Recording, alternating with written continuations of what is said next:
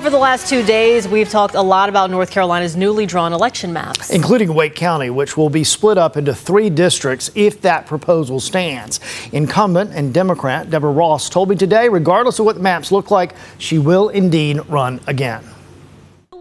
Democrat Deborah Ross has represented Wake County in both the state legislature and Congress for more than 14 years, and she has no intention of that changing. I know Wake County inside and out and have been its greatest champion, and I am running for that seat. This comes after Republican lawmakers who have the majority in the General Assembly split Wake into 3 congressional districts, unlike the current 2 that were redrawn by court order after the GOP's last attempt at redistricting. And it was a fair map. We ended up with a 7-7 delegation, which represents the purple nature of North Carolina. We are not a bright blue or a bright red state. Ross is one of only a few incumbent Democrats in North Carolina who remain in a district that's considered a sure win for her party. Whether it's for the U.S. House or the State House and Senate, she worries about the confusion that redistricting creates for North Carolinians, regardless of which party is drawing the election maps. The very first time I ran for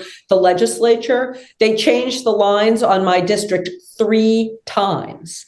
And I was doing door knocking, and it turned out that I ended up knocking doors in an area that didn't end up being in my district. People often rely on their congressperson to help with certain issues. Help them get their Social Security checks, get their passports, make sure that they have their VA benefits.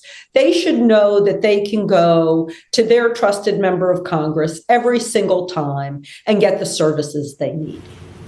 And what about some of the other folks who are at risk? So, we heard Jeff Jackson say yesterday, he's in the western part of the state, in western Mecklenburg County, that he's toast. So that's an indicator right there. He probably won't run.